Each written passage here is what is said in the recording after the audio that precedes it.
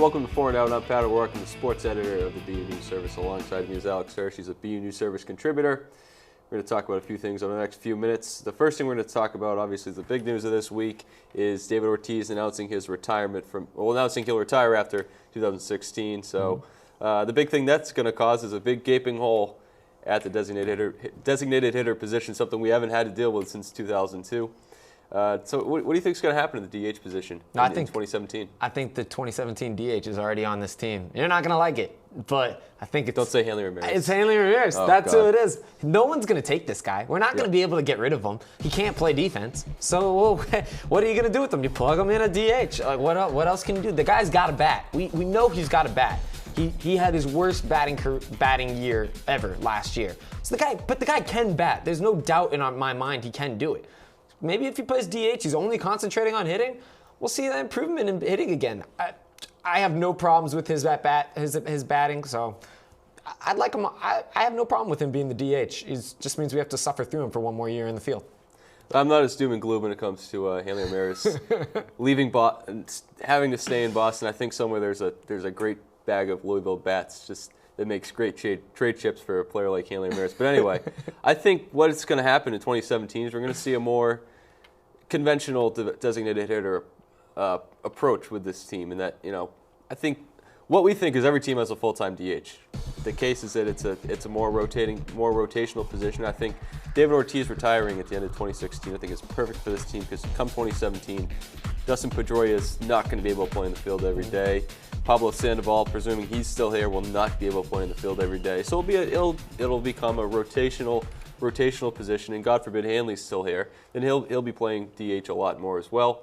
So yeah, I think it'll be a rotational thing. It'll be giving guys a day off will allow them to stay in the lineup, which is what the designated hitter position is really about. Well, and you never know. I mean, we could end up signing someone this offseason. Red Sox have already made some moves this offseason. Made a big move Friday, trading for Craig Kimbrel. Big move, getting the closer, one of the best closers in the game. The best. Maybe. That's a matter of opinion, but he's a great closer. What do you think of this move? Well, I love the trade. Yeah. I absolutely love it. I love what they gave up for it. People saying they gave up too much for him. Not at all. I mean, four guys who never going to play here. And I'm going to go easy on Carlos Asuaje because the BU News Service news editor, Andrea Asuaje, it's her younger brother. So, but anyway, sorry. No, I'm not saying any of them. I think all four of them are very good prospects. Sure. They're all going to be good major league players. Or at least they have that potential. Absolutely. But I mean, look at what you're getting. You're getting a major league player, an established all-star major league player for four guys that really haven't had much experience above the AA level. Not only do they have not much experience above the AA level, but their pathway, like their road to the Red Sox level, the Red Sox organization, is pretty much blocked by prospects already. Yeah. So the two big ones they traded, Guerrero and Margot, their two best prospects. They're basically just redundancy. It's a redundancy, and not only did you gave up some prospects. The good prospects, okay, fine. But you got not just the best closer, but you got 27 years old? He's a 27-year-old closer, and he's under our control for the next 3 years at a pretty modest price, too. So it's not like we got a guy for 1 year and then he's going to leave in free agency. We've got a closer for the next 3 years, possibly the best closer, according to you, the best closer in the league. I think he's the best. This is a no-brainer to me. This is an absolutely amazing trade for the Red Sox. But what could we be seeing happening next? I think they're going to get a starting pitcher. That's going to be the next big move, whether right now it's probably in free agency. I think all the big ones out there. If they do trade for someone, I think the most likely trade option is going to be Sonny Gray. I don't see Chris Sale going. I think the idea that Chris Sale is going to get traded from Chicago, that's the best contract in baseball. They'd be crazy to want to get rid of him. I don't see any of the Mets kids being sent away. So I think it's going to be in free agency. It's probably going to be Price. It's probably going to be Zimmerman. It's probably going to be maybe Cueto or one of those guys. And Greinke. Or even Greinke, who, it's looking like he's not going to stay in L.A. So we'll see. But I think it's going to be a starting pitcher, whether it's in free agency or the trade market. We've been over this. I'd prefer in the trade market, but I think from what John Browski said, it's probably going to be free agency. I think it's going to be free agency as well, and you've heard my feelings on this. I want David Price here. I'll take David Price and Zimmerman. I'll take two of those guys. I don't really care. I'd love to have David Price on this team. I think he's the pitcher that you need to get us back to the postseason. We'll worry about how he does in the postseason once we get there. So that's just what I like. But let's move on. We'll go from the baseball field, which is currently Red Sox field, is currently a football field right now. So we can kind of transit. We'll use that as a transition to the football field right now. The Patriots, they play the Bills on Monday night, 8:30 at Buffalo. Right? No, it's at in home. Foxborough. At home. It's in Foxborough. My mistake. We know Edelman's going to be out, but the Patriots are still favored in this game. How pathetic does that make the Bills? Like, how pathetic are the Bills fans? How tortured is this team that we've lost two of our best players and they're still favored by, what's the line right now?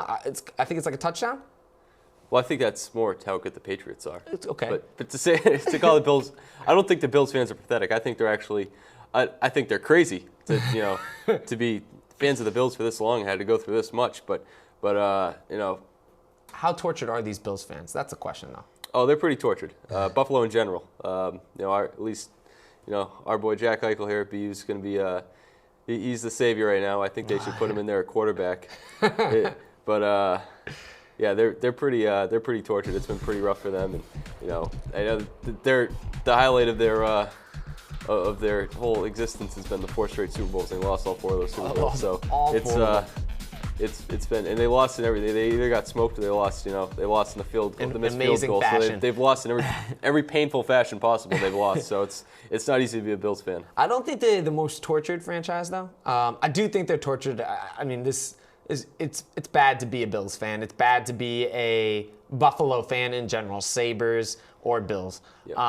But I still don't think they're the most tortured fans. I think the Chicago Cubs are the most tortured fans. It's been I'd go to Cleveland Browns. Cleveland Browns are pretty tortured too. Cleveland in general. Cleveland in general is pretty tortured. But I go with the Chicago Cubs, most tortured franchise that there is. They haven't won since I believe 1908. 1908. And it's just been year after year. Cubs fans hope springs eternal, and it's just a slap right in the face right away. Except this year, things are looking up for them. I mean, that's a young team, so we'll see.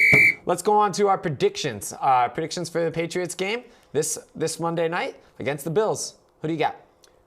This Bills team's good. They send the defense right after the quarterback. They got a great defense. They're 6th in the league in points being put up. Tyrod Taylor's I think he can certainly move the ball. He can do a lot of good things. So I think the Patriots win 42-10. All right, that sounds like a great team of those Bills. My prediction: Patriots slapped them around a lot last game, and it was in Buffalo. And Bills made a little bit of a comeback, but Patriots pretty handily beat them. This is in Foxborough. Bills getting 1 touchdown in this game, no field goals. Patriots win this one. I'm going to go a little bit lower than 42. I'll go with 31-7. That's all we got today for 4 and Out. I'm Alex Hirsch alongside the BU News Service sports editor Pat O'Rourke. Make sure you tune in next week for our Quick Points podcast, which will be on the BUNewsService.com next Tuesday. And we won't be seeing you next week for 4 and Out because of Thanksgiving, but 2 weeks from now we will. So have a nice Thanksgiving next week, and we'll see you 2 weeks from now. Good luck watching the Lions.